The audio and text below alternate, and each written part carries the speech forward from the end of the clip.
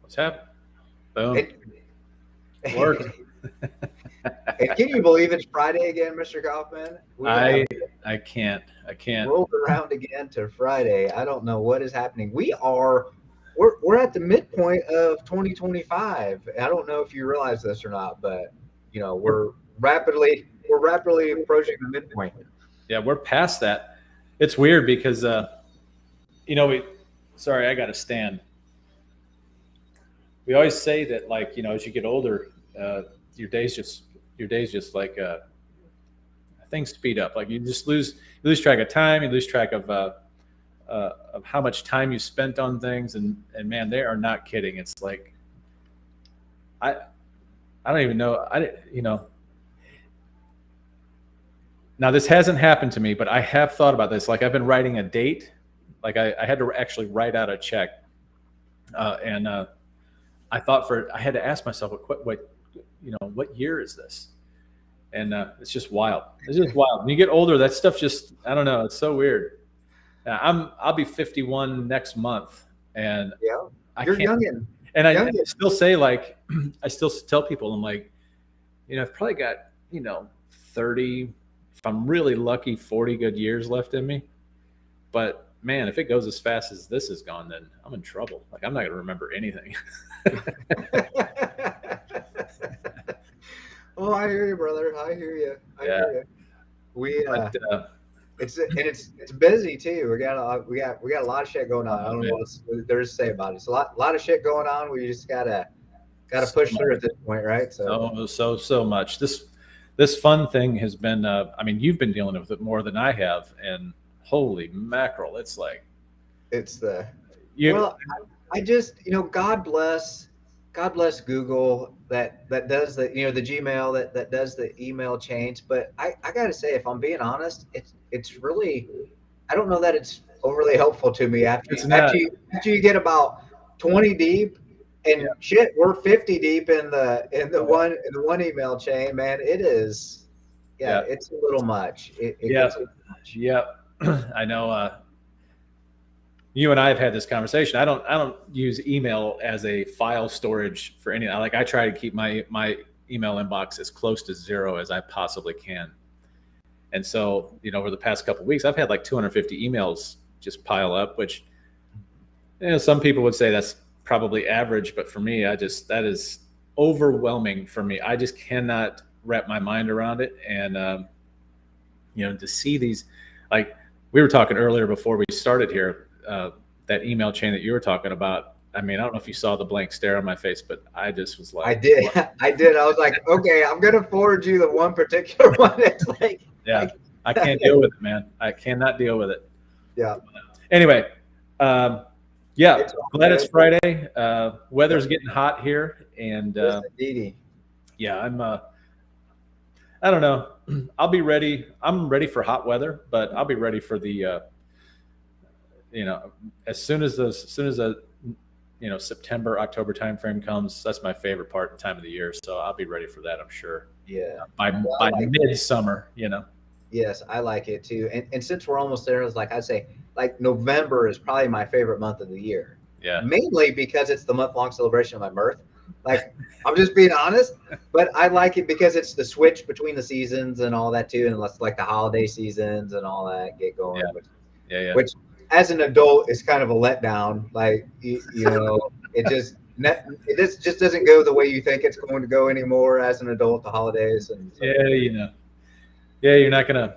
It's not like you're getting a new toy or a new bike or something. Yeah, it's all good. But all right. We digress, right? We digress. Like, we're just humans like everybody else. Like, we're just trying to figure the shit out just like everybody else, right? But our purpose, like, we do have a purpose today too. So on the Creative Real Estate Mastery podcast today, Mr. Kaufman, what is our purpose for today? Our purpose. We want to talk about. I'll get to this. I like to build this up a little bit. Every question,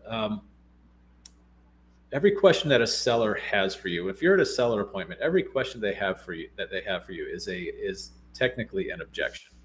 Yep. And so, what we're going to talk about today is we're gonna discuss 7 seller questions that you really need to have the answer to for every subject to deal that you do. Be prepared. That's right. Be prepared. I mean, be prepared, not just prepared, but be competent. Yes. There's nothing more. I mean, if you're gonna show up to a seller appointment, you're gonna be incompetent. A seller is gonna, generally speaking, most people can see right. Their BS meter goes off. They can see right through that for the most part. So we just want to give you some pointers, I guess, on these seller conversations as it relates to subject to deals. Yep. So I say we jump into those. You want to do that? Well, let's just take the lowest hanging fruit first. Okay. So I'll just throw the question out at you, Mr. Kaufman. Is like, so I'm Mr. Seller, and it's like, okay, so you want to assume my loan, do you? Yeah. This is a no-no. So we don't actually assume loans when we take property subject to. Yep. So what I would say to a said seller, or if you're the seller, I would say, well, Ken, we actually don't assume loans. What we do is we assume the debt on that loan. It's a little bit different. So the loan's going to stay in your name, and we're going to make payments on that loan month in and month out. That's what I would say to them. A lot of people have. It's just something that I've kind of worked out over in my head after tons and tons of these appointments. So I'm sure there's other suggestions out there, but generally speaking, I just like to be as transparent as possible. No fluff, just get it out there. And sellers are surprisingly receptive to that stuff. Right. And just keep it simple. Yep. I think exactly what you said is like, we're not assuming your loan. We're assuming the payments, the responsibility of the payments for your loan, the debt, right? Which is paying your loan. We're assuming the responsibility. So it's a very specific and fine detail to make sure that you always have top of mind, right? Right. Yeah. Yeah. And I think for the most part, a lot of wholesalers, a lot of investors, when they're out there talking to these sellers about this stuff, they're more worried about what they want out of the deal versus actually wholesale fee. Yes. Yeah. And we lose sight of that, right? Yeah. Yeah. Versus building the trust and rapport that's required, I think, at every seller appointment. I mean, it's really why you're there. You can do deals. There's some sellers that are extremely motivated by money. I mean, they look at the money. Maybe to kind of put it into, if I had to give you a specific situation, I think there's some inherited or probate properties out there where there might be some relatives, that I've experienced before, where some relatives they're insanely influenced by the possibility of making a good chunk of change. I hate to say it that way, but that's the truth. That's kind of what I've experienced. Well, you can say they're greedy. People get greedy, and sometimes you don't even know you're getting greedy. Like, it's just human nature sometimes. Yeah. Yep. Then also, folks go out there and honestly, everybody's guilty of this. At some point, we've all, if you're in this business, you had to start somewhere. So a lot of us have gone out there, including myself. You go out there and you're trying to wing it. You're trying to, kind of, what's the word I'm looking for? You're trying to get through the conversation and without sounding like a complete idiot, Yeah, but haven't. Please don't make shit up. Yeah. Don't make shit up. If you don't know something, when you're talking to a seller, if you don't know something, just say you don't know it. Yeah. It's okay, or you'll find out. I'll find out the answer to that question. Agreed. Yeah, and then there's another something that I like to tell folks is, there's a surefire way to really piss off a seller, and that's to just bring your A game and bring the most sleazy sales script that you can possibly come up with. Yeah, they love, everybody loves to be sold on something, and I don't know. I just think that might work with selling cars. That might work with even buying houses. You can pretty much, you can get away with it. But when it comes to, specifically subject to, I always say you're entering into a long-term commitment, generally speaking, maybe not all the time, but and you're taking on a partner. This is someone you are essentially marrying, and so trying to sell them on something is I'd say you want to go the opposite route. You want to try to disqualify them as much as you possibly can, versus trying to convince them that you taking over their payments is their best option. Yeah. If you can work on trying to disqualify them. I don't know what the phenomenon is called, but there is a phenomenon. It's sort of like the reluctant buyer phenomenon, where you don't. They sense that you don't need this house. You don't need it. They're the ones that need to sell it, and so that's kind of the approach that I take with it. I don't, and it's true. In most cases, I don't need. Although this house that we're closing on Tuesday, I really want that house. I didn't let that be. I didn't give that impression for sure, but I definitely want that house. It's a nice place. But yeah, right. And so you talk about having the script or playing it out in your mind, and it's just like many times when you get in front of the seller too, you might have an idea of the pain points from pre-screening or a phone conversation or whatever you had with them, but you may not know the whole story, right? And you got to just solve their problem. mm-hmm. If you can. Maybe you can, maybe you can't, but solve their problem and everything else will take care of itself, right? I mean, that's usually how it goes. If you can figure out how to relieve the stress, solve the problem, get them out from whatever situation they're in, it'll just take care of itself. Yep, absolutely. So, well, let's get into like magic. Yeah, let's get into some of the little bit deeper questions. I know we already talked about assumption versus. Yeah, that was like our bonus one, our opening bonus salvo. But question one too, so we'll get into it, which is really kind of the next item down is, okay, so you're not assuming my loan, you're going to be making the payments. So how do I know that you're always going to be making the payments on my mortgage? So, well, to me, there's a couple different answers, and I try and not sound like a smartass when I say this, but logic takes over, and I just think specifically in situations where, like, if I'm buying a property subject to, and there's $8 or $9 or even $20,000 in arrears, if I'm going to take,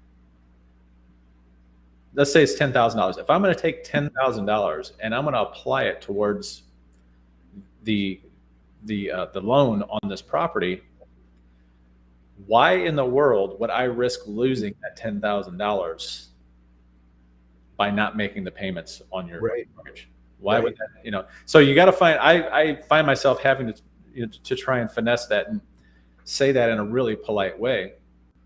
But that's nothing that is, that's just me saying it. That's nothing written on paper or anything like that. So one of the things we like to do is to sort of solidify that thought is particularly in our model where we buy a property subject to and we sell it on seller financing, everything is done through a third-party servicing company. So so this is a third party. This is when a servicing company is involved, those payments get made automatically. We don't even see, as the income comes in, as the money comes in from our buyer, goes to a third party servicing company. We actually, they disperse those funds. Now, you may not have a buyer in there for a while, so there may be a few months where, hopefully it's not a few months, but there may be a period of time where, you're making payments directly to the lender, and in that case, when that happens, that's what I tell them is like, hey, I just dumped $10,000 into this thing. I can't afford to lose that $10,000. And that's exactly what's going to happen. If I don't make these payments, they will continue with the foreclosure, or they will start foreclosure proceedings. So I'm not willing to do that. I'm not willing to lose that money. So it's just a matter of building trust. I mean, honestly, this question is so simple if you have done your job up front and you have built a rapport and built the trust that you really need to have if you're going to do these types of deals. It also too, this just goes back. So the trust thing is like, okay, I'm going to have skin in the game, which is what you just said too. Like, I'm going to pay the arrears, whatever it is, I'm going to skin in the game. But maybe the loan's not in arrears, right? So, I mean, you're still going to pay for the closing costs and all of that stuff. So you'll have some skin in the game. But I always just like say, well, I just like to say what you just said is like, well, I take this pretty seriously. Like this is my primary business model, Mm-hmm. and I'm not going to enter into the deal if I can't afford to make your monthly payments. Right. Right. That has to be true. It has to be a true statement. It's got to be. Yeah. Yeah. Don't do the deal if you can't make the payment. Right. Right. So that's a true deal. And I'll even go one step further, Mr. and Mrs. Sellers. Like, I will provide you a document saying how serious I am about my responsibility to take over your payments. Now, that doesn't mean something can't happen and shit goes sideways, right? That doesn't mean that. It's not a guarantee. But you can give them a document, right? Which, wait, here's the shameless plug. That's included in our Sub 2 document package, right? That will help the seller in writing understand that it's going to be your responsibility to make those payments, and you take that seriously. Hey, I got a quick question for you. I don't remember if we put this in this package, but don't we have that affidavit in there? Yeah. Yes. Okay. Yep. Yeah. So not only does that affidavit help with this with building trust, it also actually helps when your seller, if you buy a property subject to it and you plan on holding onto it for long term, this document actually helps your seller to be able to go out and get another loan. So you say it's in there. I trust you. I haven't looked in there for a while, so it's in there. Okay, perfect. I totally believe that it is then. So yeah. All right, number 2. Question is, Mr. Rossix, what happens if you stop paying on my loan? Well, I would probably be in the hospital or dead if I stopped. Right. On your loan, but seriously, so I think this is an important item, right? You have to be transparent and honest. And so I say, in a worst case, that would be an absolute worst case scenario. But in an absolute worst case scenario, what happens if I stop paying? Then the loan is still in your name, right? We've already discussed that. The loan is still in your name. And so it would be foreclosed upon by your lender, Bank of America, whatever, Wells Fargo, whatever, whoever the lender, right, would be foreclosed by the lender. But there is a period of time before that happens, right? It has to be in an arrears, typically 90 plus days before that even starts. All right. So you will also continue to notice that's another reason why we're going to use a loan servicing company to ensure that those payments are, and you'll be able to see that those payments are made, right? That's another piece that I would connect it back to there. But in a absolute worst case scenario, you got to be honest. The property could be foreclosed. Yep. Yeah. I think this is a good opportunity for folks who do not have a credibility kit right now if you have done subject to deals before, I hope that you've kept records on those, and you can, it's an opportunity to show them, to prove to them, hey, I've purchased X amount of these properties this way, and here's my track record on my payments. I don't know that you want to get too deep into that because, I don't know. You don't want them calling every single one and say, okay, well, can you give me the names and numbers of all you like? You don't want to get that too. But yes, having some credibility there is absolutely right. Yeah.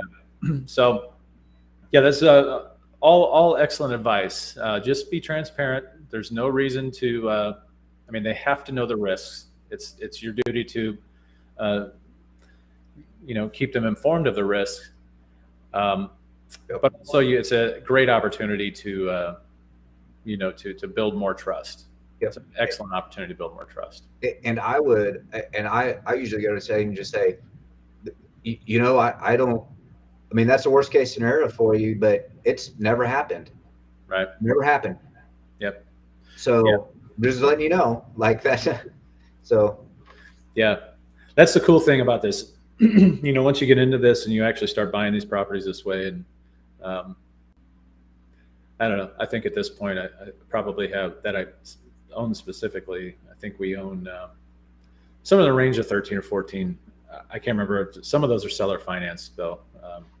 But yeah, it's like, okay, well, you can talk about this one, you can talk about this one, and it just takes a little bit of time to build up the credibility. But yeah, all great advice. I think the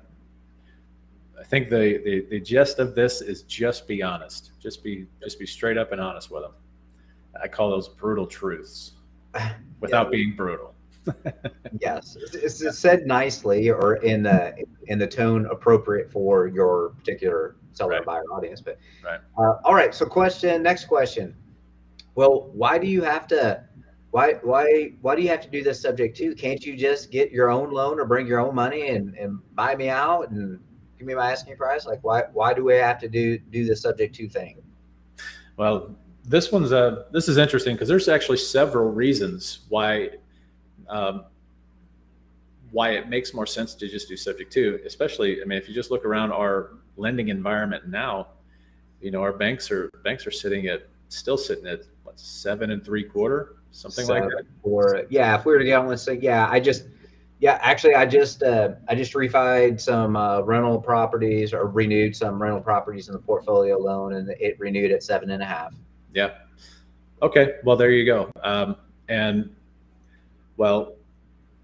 I think trying to remember what the lowest interest rate was on a recent subject to purchase, but it was a VA loan, and I think it was in the 2.5%.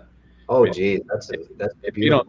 Yeah, I'm telling you, if you don't think that's reason enough to get to get really, really interested in subject to, that's massive savings over time. That is just enormous savings. So that would be number one. Number two also has to do with speed. If I have to go out and get a loan, let's say, it's probably doable. Even for someone who is in foreclosure, depending on when they have an auction date set for, it might be doable to go out and get a bank loan and or a hard money loan or what have you, and just pay it off. And hard money loans, you can get those relatively quickly. They can usually close in 14 days is about the average. However, if I take over something subject to, all I have to do is put that property under contract, send that contract to the title company, get clear title on it, or at least find out what's on the title. Yep. And I can close on that as soon as I get that title back. If I get a title commitment, I can close on that. And I've done that in as little as 24 hours. So, so speed is really just another factor with this. It just makes everything. It just makes the process of buying a house a lot easier. It's just so much easier. I don't know if you can think of anything else, but well, I think also too, when we start and this is another honest thing, when we start talking about, okay, you want this closed, talking about your time frame, you want this closed in 2 weeks. I've got to go out and get a hard money loan, and that's going to cost me a lot of money, right? In order for the convenience of being able to do that for you, and I can't give you your price. So maybe you're taking it subject to, and you're going to give them $10,000 to walk away, whatever you negotiated, right? So they say, well, I can't do that if I have to get this over here. I can't make the numbers work. Really good point. Yeah, I can make the numbers work here, but I can't make it work over here depending on the cost of money. And that may be true or not true depending on the situation, but that could be another legitimate factor in doing it. But I think the speed's number one there. I think, like, we got to get this fast. And the other thing, which is a question, and so let's just go ahead and connect to that other question too, is, okay, let's say that they're in arrears and they are going to foreclosure soon, or they got those foreclosure notices or whatever that looks like. So their credit's shit. Well, you want me to make your payments and get your credit better. That's in your best interest. Yep. To do that. And so that is another one of our questions later too. It's actually 6 on the list, is how will this affect my credit? Well, whenever your monthly payments are being made, right, that's my responsibility that I'm taking too. It's going to show on your personal credit that's tied to the loan that's still in your name. Yeah. So it's only going to help your credit tremendously when I do that. And we're going to immediately make these arrears good, and that's going to help your credit too. We're going to make the loan current. All of that is going to immediately improve your credit score. Yeah. Yeah. That's overlooked a lot of times. That's actually not only is that a great response to this question, but it's also a great selling point.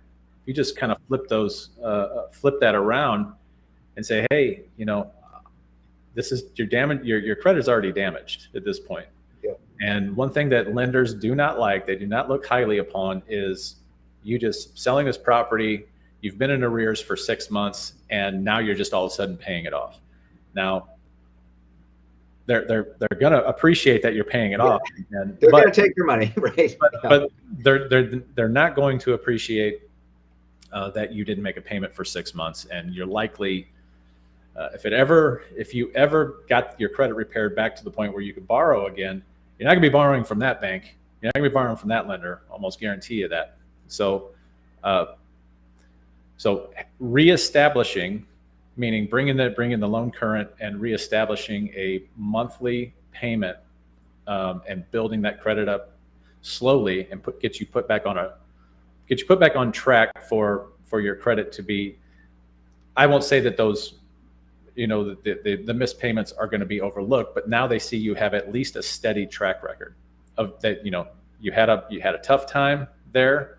You made it right. You brought everything current, and now you've been making monthly payments, and we have a record of you making monthly payments. Yep. It's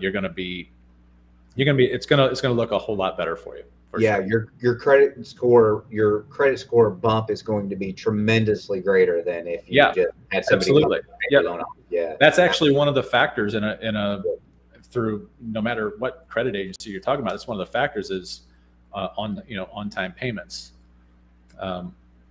So yeah, I think it's hugely important. So I'm glad you brought that one up. Yep. And so next question, moving right through this, is and I'll kind of couple this together. What if I change my mind later, or what if I want to go out and get another loan, like another mortgage, because this one's going to stay in my name? So I'm going to couple those two together for you. Yeah, good one. So what if they change their mind later? Well, they absolutely can change their mind later, but that has no effect. And this is what you have to be transparent about. Mr. or Mrs. Seller, if we do this deal, this property is getting transferred to my company. I will own this property. You will no longer be the owner of this property. And so really, the truth of the matter is, once we do this, that's it. That's it. I mean, I can work with you to try and, and I have done this before. I can work with you to, depending on where I'm at with my buyer, or if it was a rental or something like that, I may be able to work with you on a timeline where maybe I can sell this and get you paid off. That's probably less likely going to happen, honestly. than me just working with them and helping them to go out and get another loan.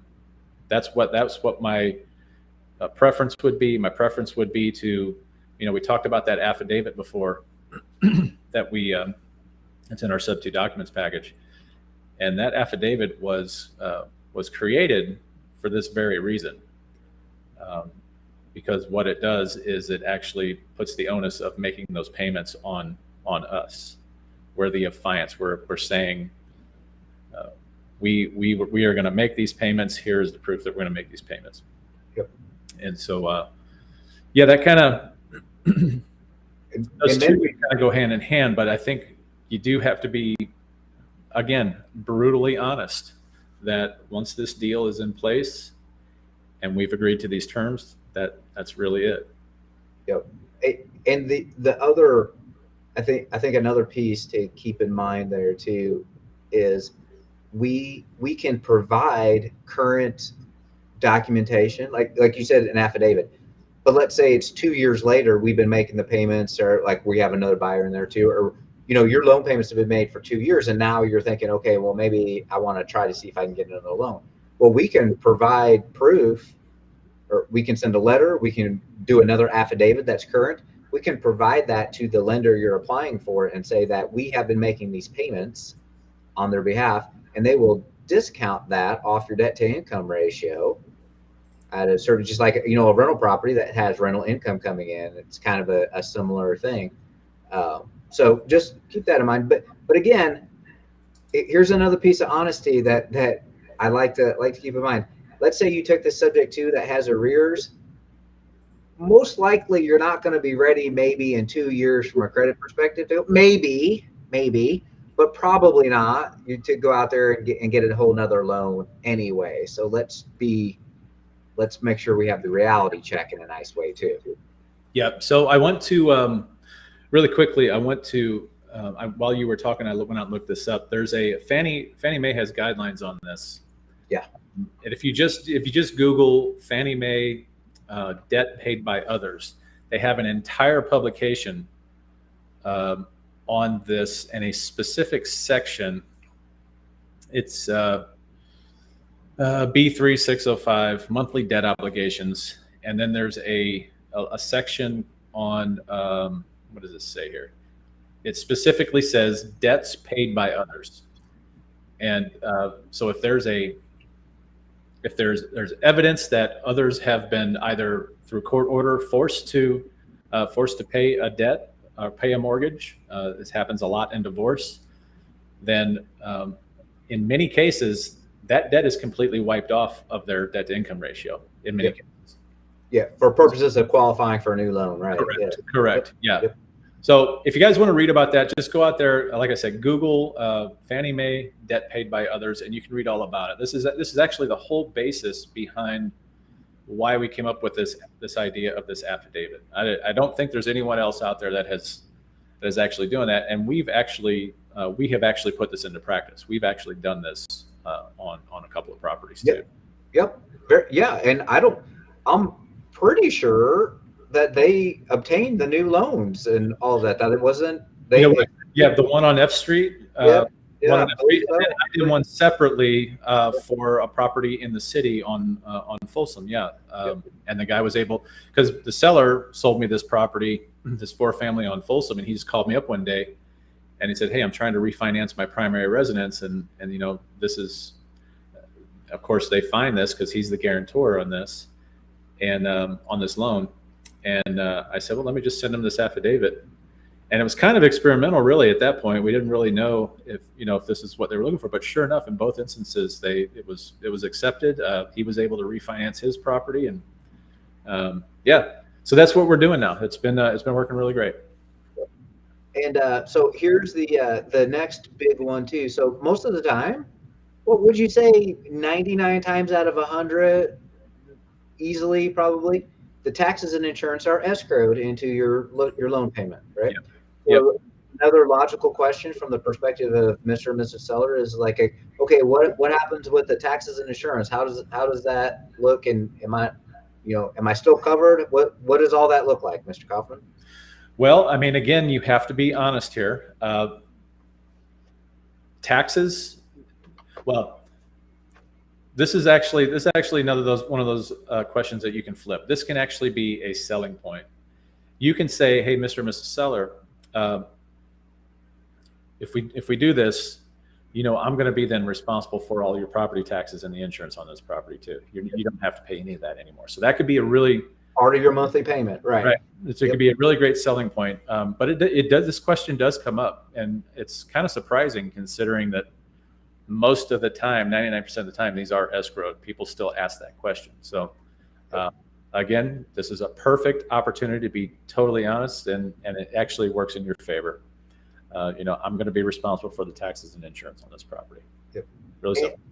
And I was like, this is where you be transparent and you say, and if we want to do the deal, and our paperwork will let you know that the taxes and insurance will be coming to me as part of the escrow, like, because I'm making your loan payment now, that's part of the loan payment. So those become my responsibility and or come back to me if there's some kind of creditor issue. Right. So, and on the other side of that coin, they have to also understand, this is where you explain to them that since I'm paying the taxes, I get the benefits of the tax write-offs and the credits to my to my company's to my taxes. Yeah. So this is they no longer get to take the excuse me, they no longer get to take any kind of depreciation or anything like that on this property. So no more mortgage interest, because that's coming to me. Because remember, who makes the payments gets the mortgage interest claim. That's correct. So you just have to kind of walk through all that too. But again, our paperwork has all those documents in there that you can walk through so that it's very clear. Like, saying it is one thing, making sure putting it in writing and going through it with the seller is another, just to make sure. And remember, we talked about this. This is the document that says that now I'm going to take responsibility with the taxes and insurance. That's right. Yep. So, all right. And also too, but this is another good one too, and just to make sure too, but because the loan is still in your name, you're going to be listed as a named insured on the as an additional insured Good on point. the insurance policy, because your loan's in there, because your lender will want to see that, and so you'll still be covered. What does that mean for you in a grand scheme of things? Like, if there's a fire that destroys the property or us, you're probably not going to get any money, because it's going to go to everybody else is going to get paid first, but you are protected, and maybe something comes to you or not, but you will be an additional insured on the policy as well. Right. So, Yeah. Number 6, we kind of talked about a little bit. How does this affect my credit? I think you kind of really just nailed that in that when you combine it with that previous question. So, I mean, we can just real quickly, this will have. Now, remember, you have to be able to afford this. Don't even get into a deal that you there's even a question in your mind. If you have to ask yourself that question, then don't do the deal. Yeah, I probably wouldn't do it. Yeah. But if you can do it and the deal's a good deal, by all means, making those payments on time. That's really all that the seller needs to know, because I mean, this can only have a positive net effect on their credit. Yep. And the last item too, kind of alluded to it a little bit in some previous discussion here too, but basically the seller's going to want to know, okay, so the loan's staying in my name. When am I going to be off the loan? Like, when's that going to happen? Like, is it next year? Like, when's the date? And can you put that date in writing for me? Added that little piece in too, because I've heard that before. Yeah. Yep. Yeah, I'm not. I mean, their terms are terms. You can come to really any agreement on this that you choose. My de facto offer is I don't like to put this into. I like to hold on to these as long as I possibly can. I'm a buy and hold investor. I like to hold on to these as long as I can, unless we have, like we had that flip over the winter. We bought that one subject to such a, it was a good deal. Yeah. But for the most part, I like to buy and hold stuff. And so if I'm going to do that on a subject to deal, I make it known right up front, like, hey, Mr. or Mrs. Seller, I would love to be able to give you a firm date on that, but I just don't know at this point. And it's really hard for me to know what's going to happen, 2, 3, it's hard for me to know what's going to happen with this market in 6 months. How can I guarantee? I need to be made, especially if I've, put some money down or paid some arrears. I need to be made whole, first of all, before I can even have this Before discussion. you can get paid off, right? Yeah. So it's all about the terms. And again, if we kind of revert back to, the I forgot what question that was.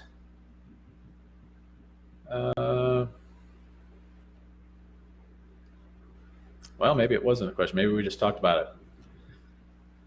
But if we talk about, I can help you later down the road. I can help you get into another property if that's what you're looking to. Oh, yeah, I added that. Sorry. Yeah, I added that little. Oh, okay. I didn't know that was a question or not. Yeah. But yeah. So, I mean, really it just depends. It depends on what you're comfortable. I would advise, though, if you can, to just to keep your options open. Stretch this out as long as you possibly can. I mean, honestly, it's worked out well for me. I mean, I have several buy and hold or several long-term subject to deals that I currently own, and it's not a problem. It seems like it's going to be a major issue up front. It seems very complicated, but it's really not. Once you get the hang of it, and like I said, my default, my go-to is I don't like to put a balloon on anything. I don't like to guarantee. I especially don't like to put in writing when I'm going to pay something, pay it off. I just don't like to do it. It can be bad for you. It can be risky later down the road for you to do something like that. Yes. And so I choose not to do it. Well, that said, maybe the deal is so good that you're going to be okay putting having some kind of agreement where you're going to get them paid off in 5 or 7 years. For sure. Yep. But typically speaking, yeah, we don't want to do that. Like you said, you're a buy and hold, like longer term investor. I think that question too is more about if I want to go get another loan. They actually, honestly speaking, they don't really care if everything goes as according to what they say and their name stays on the loan and everything's being paid. They honestly don't really care about that so much. They want to be able to go out and do whatever they want and get another loan. Maybe it's an auto loan. Maybe it's not even a car loan. They want to be able to go and do other stuff, and they don't want this to impact them.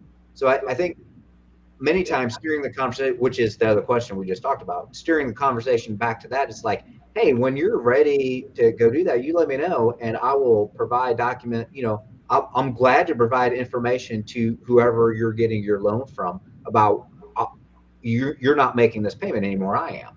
Right. And we'll be glad to help you out when that time comes. And it's not so much about, you have 24 years left on this 30-year loan. So the answer is, at worst, 24 years from now is when you're going to get paid off. Yeah. But I think just trying to understand where that question's coming from, because they could ask that question, but really mean, when I want to go out and do something else a couple of years from now, how is this going to impact me? That really may be the underlying thing there. So it's just a matter of vetting out exactly what the issue is. Yeah, and I mean, this can also be, as it relates to this topic, this could also be one of those upfront agreements that where you part of your line of questioning is, hey, well, if they ask you this question, well, like, hey, well, Mr. and Mrs. Seller, what's your plan for, you've got, let's say this is a pre-foreclosure or foreclosure. You've got this, you've got this track record. We really need to build your credit back up slowly. So what is your plan for the next year? What is your plan for the next 2 years? Are you planning to buy another house? And really, it's a great selling point, because if somebody has if they answer you in a way that's like, okay, well, I'm planning on renting for the next year. Great, fantastic, because you need a year. You need a year of this property producing some income before you could actually get the credit for the on your debt to income rate, on your debt to income. So that would work out perfectly. But if it's a great deal, like you're saying, and the terms, in the end, when that term comes and you can make some money on it, then good to go. But I think generally speaking, if the seller feels that they've gotten value and that and you've provided a solution to them that is a winning solution that is going to help them in the long term, I do believe that this is just another one of those opportunities, really, to make your case for this without sounding sleazy and salesy. Yep. Hold on a second. We've got Oh, you put that in there. Okay. Oh, yeah, sorry, I popped that up. I'd like to end with man, and if you want to learn more, right? If you want to learn more, just partner with us. We have the Sub 2 documents package, and we have that standalone stuff too. But if you want help from beginning to end with getting your Sub 2 portfolio up and running, then that's our partner program. Absolutely. All right, guys. Well, I hope that helped out. These are just, kind of little things that over the years that we've learned, and want to present them to you. Hopefully this helps you in your endeavors out there buying up those Subject 2 deals. For sure. And anything else? I just say when you're first starting out, especially, maybe you've been in front of sellers before too, but now you're trying to do the Subject 2 stuff. I mean, you gotta know how to answer the questions, the objections, as you call them. You have to know how to answer. You have to have the tools in your toolbox to do that. And by the way, you're going to screw it up. Oh, for sure. Good God. How many times did you just say, when you walk out of that sell appointment, like, yeah, no chance in hell. No chance in hell am I getting that deal. Because it's like, dude, it's so funny. I mean, practice, man, you just have to, it just takes practice, and you just have to do it. Yeah. Is reminding me of the many, many, many times just made a complete idiot of myself. Yeah. It's so funny to think of now. I always default back to that when I talk about the telephone calls. I mean, because to me that's probably the most embarrassing thing that I've ever admitted was, having these preconceived or I know exactly how this phone call is going to go, and I would pace these floors just constantly, and wearing holes in the carpet down in my basement, and not one single conversation went the way it was supposed to go. No, never does. One of them. So anyway, get this. The point is, get your 10,000 hours in, get your practice in. That's right. You just have to go out there and do it. There's just no other way. You can't. Your script's going to go awry. The third question, the seller stops you and says, you need to answer my questions. It's like, oh, well, shit, that's not on the script. Yeah. So you just have to do it. Just have to go do it. And guess what? There are some things that AI cannot solve. Oh, good night. So, yes, although I hear we're all gonna supposed to have our own personal robot within the next decade. So our own assistant. So that'll be tremendous. Yeah. I'm so looking forward to that. I can't. Yeah, I just I can't quite wait. Yeah, that'll be tremendous. All right, guys, we're gonna wrap it up here. Thanks for joining us. We'll catch you guys next week, 11 a.m. Central.